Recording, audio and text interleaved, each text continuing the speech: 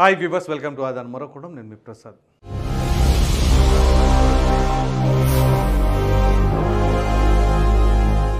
ఆంధ్రప్రదేశ్ యువతకు శుభవార్త. విషయం ఏంటి అంటే, ఏపీకి క్యూ కడుతున్న పెట్టుబడులు 1000 కోట్లు 500 కోట్లు కాదండి, ఏకంగా 60,000 కోట్ల పెట్టుబడి ఆంధ్రప్రదేశ్కి రానుంది. ఇది శుభవార్తే కదా.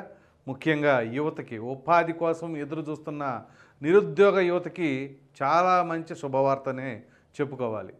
ఇందులో 2 పెట్టుబడి సంస్థలు రాబోతున్నాయి. ఒకటి ఏంటి అంటే 250 కోట్ల పెట్టుబడి XLRI సంస్థ, అంటే మేనేజ్మెంట్ ఇన్స్టిట్యూట్లోనే ఇండియాలోనే మంచి ప్రఖ్యాతిగాంచిన సంస్థ. అహ్మదాబాద్ ఐఐఎం తర్వాత ఈ XLRI సంస్థకి అంత పేరు ప్రఖ్యాతలు ఉన్నాయి. అయితే ఇక్కడ గతంలోనే అంటే 2014 నుంచి 19 మధ్య టీడీపీ హయాంలోనే ఈ XLRI సంస్థ రావాలని ప్లాన్ చేసింది. దానికి సంబంధించి ఒక 50 ఎకరాల స్థలాన్ని కూడా CRDA లిమిట్స్లో వీళ్ళకి కేటాయించడం జరిగింది. కాకపోతే కొన్ని కారణాల వల్ల వారు ఎందుకనో రావడం అనేది కొంత ఆలస్యం జరిగింది. అఫ్కోర్స్ CRDA వాళ్ళు కూడా వాళ్ళకి కావాల్సిన 50 ఎకరాలను కూడా రిజిస్టర్ చేయడానికి కూడా అంతా రెడీగా చేసి ఉంచేశారు. సరే, ఇక అది అలా పెండింగ్ పడిపోయింది. ఇక అప్పటి నుంచి ఇప్పటి వరకు దాని ఊసే ఎత్తింది లేదు. మరలా ఏదైతే ఇప్పుడు కూటమి అధికారంలోకి వచ్చిందో, ఇప్పుడు ఆ XLRI సంస్థ మేము పెట్టుబడి పెడతానికి సిద్ధంగా ఉన్నాము అని చెప్పేసి వాళ్ళు సంకేతాలు ఇచ్చారు. సో దానికి ఆంధ్రప్రదేశ్లోని రాష్ట్ర ప్రభుత్వం కూడా ఖచ్చితంగా ఆహ్వానించడం, 250 కోట్ల పెట్టుబడితో ఈ XLRI మేనేజ్మెంట్ సంస్థ ఆంధ్రప్రదేశ్ అంటే అమరావతిలో అడుగుపెట్టనుంది. ఇక దాని తర్వాత అసలైనది ఇదే.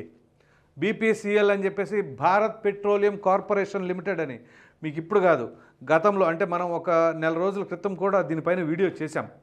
దీనికి పోటీ పడుతున్న వారు ఉత్తరప్రదేశ్ వారు ఉన్నారు, అలాగే మహారాష్ట్ర వారు ఉన్నారు, గుజరాత్ వారు ఉన్నారు అని చెప్పేసి అప్పట్లో చెప్పుకున్నాం. అయితే మన ఆంధ్రప్రదేశ్ కూడా విశ్వ ప్రయత్నాలు చేస్తుంది అని.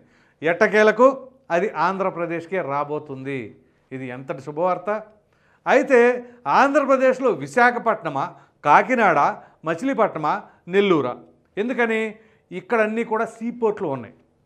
సో ఈ క్రమంలో అందరికంటే ఒక అడుగు ముందుకేసి జనసేన ఎంపీ అయినటువంటి వల్లభనేని బాలశౌరి గారు, ఆయన మచిలీపట్నం ఎంపీ కదా, ఆయన కేంద్ర మంత్రితో మాట్లాడతాం, అలాగే భూసేకరణ మీకు ఎంత కావాలి అంటే అంత ఇస్తామని చెప్పేసి అన్న క్రమంలో మచిలీపట్నంలో ఈ BPCLని ఏర్పాటు చేయడానికి సన్నాహాలు చేస్తూ ఉన్నారు. ఇంకా 2-3 రోజుల్లో అధికారికంగా కన్ఫర్మ్ కాబోతుంది. అయితే ఇక్కడ ప్రధానంగా ఏంటి అంటే ఆ BPCL అంటే Bharat petroleum corporation limited, refining అనమాట. ఆ క్రూడ్ ఆయిల్ ఉంటుంది కదా, దాన్ని రిఫైనింగ్ చేసే కంపెనీ అనమాట. సో ఇప్పుడు అది అక్కడ స్థాపించాలి అంటే కనీసం 2000 నుంచి 3000 ఎకరాల భూమి కావాలి. సో దానికి ఎంపీ గారు కూడా 3000 ఎకరాలైనా ఇస్తాము, ఇంకా అదనంగా కావాలి అంటే భూమి ఇవ్వడానికి అక్కడ చాలా ఉంది మచిలీపట్నంలో. అది అనువైన స్థలం. ఎందుకు అంటే ఓ ప్రక్కన సీపోర్టు ఉంది, అదేవిధంగా అమరావతి రాజధానికి ఆనుకొని ఉంది. సో ఈ విధంగా అన్ని విధాలా కూడా చాలా మంచి అనువైన ప్రదేశం మచిలీపట్నం అని చెప్పేసి వల్లభనేని బాలశౌరి గారు కేంద్ర మంత్రి గారితో మాట్లాడటం, కేంద్ర మంత్రి గారు కూడా దానికి సుముఖంగా ఉండటం, ఇది ఎంత శుభసూచకం. ఎందుకంటే గత ప్రభుత్వ హయాంలో 19 నుంచి 24 మధ్య ఆంధ్రప్రదేశ్కి ఏమైనా సరే పెట్టుబడిదారులు వచ్చారా అంటే శూన్యం. అయితే ఇక్కడ కీలకమైన అంశం ఏంటి అంటే ఇది అంతా కూడా పూర్తి కావడానికి ఈ ప్రక్రియ అంటే అక్కడ ఆ యొక్క BPCL నిర్మాణం పూర్తి అవడానికి సుమారుగా 4 ఏళ్ళు పడుతుంది. మరి ఇమీడియట్గా ఇన్స్టెంట్గా 1 సంవత్సరంలోనూ కంపెనీ అనేది అవ్వదు కదా. సో 4 ఏళ్ళు పడుతుంది. పడినా సరే ఆ యువతందరికీ కూడా చాలా మంచి ఉపాధి లభించే అవకాశాలు ఉన్నాయి. కొన్ని వేల ఉద్యోగాలు రాబోతూ ఉన్నాయి. సో మరి ఇప్పటివరకు కూడా నిరుద్యోగ యువత అంతా కూడా నిరుత్సాహంతో ఎదురు చూస్తూ ఉన్నారు, లేదా పక్క రాష్ట్రానికి వెళ్ళే పరిస్థితుల్లోనే ఉన్నారు. అటువంటి వారందరికీ కూడా ఇది మంచి శుభవార్తగానే పేర్కొనవచ్చు. పైగా వల్లభనేని బాలశౌరి గారికి మంచి అపారమైన అనుభవం ఉన్న వ్యక్తి, అదేవిధంగా ఏ విధంగా పెట్టుబడులు రాబట్టుకోవాలి అనేది కూడా ఆయనకి నైపుణ్యం ఉంది. దానికి తగినట్టుగా ప్రభుత్వ పెద్దలైనటువంటి చంద్రబాబు నాయుడు గారు, పవన్ కళ్యాణ్ గారు, అలాగే బీజేపీ నాయకులు వీరందరూ కూడా కూటమిగా ఏర్పడి ఆంధ్రప్రదేశ్కి ఏ విధంగా పెట్టుబడిదారులు తీసుకురావాలి. ఇప్పుడు XLRI సంస్థ ఒకటి, అదేవిధంగా BPCL ఒకటి. ఇది అధికారం చేపట్టిన నెల రోజుల్లోపే. ఎందుకంటే ప్రమాణ స్వీకారం చేసింది ఎప్పుడు? 12వ తేదీన. కౌంటింగ్ ఫలితాలు వచ్చింది ఎప్పుడు? 4వ తేదీన. ఈరోజు తేదీ ఎంత 5. వీళ్ళు 12వ తారీఖున ఏదైతే అధికారికంగా ప్రమాణ స్వీకారం చేశారో అప్పటి నుంచి సరిగ్గా నెల రోజులు గడవక ముందే ఈ విధంగా పెట్టుబడిదారులు వచ్చారు అంటే 60,000 కోట్లు అంటే ఆషామాషి కాదండోయ్. మరి ఆ మాత్రం పెట్టుబడి తీసుకురాగలుగుతున్నారు అంటే వీళ్ళ యొక్క చిత్తశుద్ధిని మనం మెచ్చుకోవాల్సిందే. పార్టీలను పక్కన పెట్టేసేయండి. పార్టీలు ఆ నాయకులు ఈ నాయకులు కాదు, ప్రజలకి మంచి జరుగుతుందా లేదా అనేదే ముఖ్యం ఇక్కడ. సో ఇప్పుడు మనం మాట్లాడుకోవాల్సిన అంశం ఏంటి?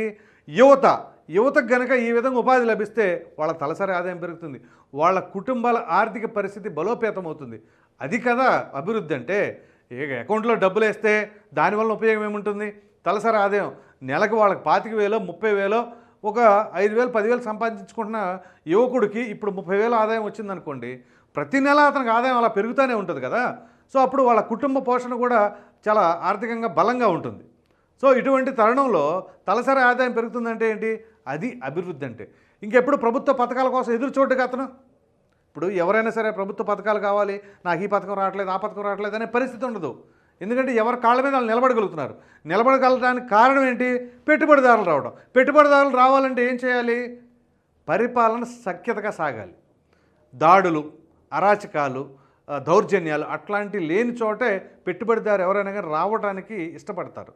సో ఎప్పుడైనా సరే ఏదైతే ప్రశాంతంగా ఉంటుందో రాష్ట్రం, అక్కడ వాళ్ళు అడుగు పెడతారు. వాళ్ళ యొక్క వ్యాపారాన్ని విస్తరించుకునే క్రమంలో యువతకు కూడా ఉపాధి లభిస్తుంది. సో ఆ విధంగా ఉంటేనే తప్ప ఎప్పుడు కూడా పెట్టుబడిదారులు రారు. మరి ఇప్పుడు పెట్టుబడిదారులు పరిగెత్తుకుంటా ఆంధ్రప్రదేశ్కి వస్తానంటున్నారంటే దీన్ని బట్టి ఏంటో అర్థం చేసుకోండి.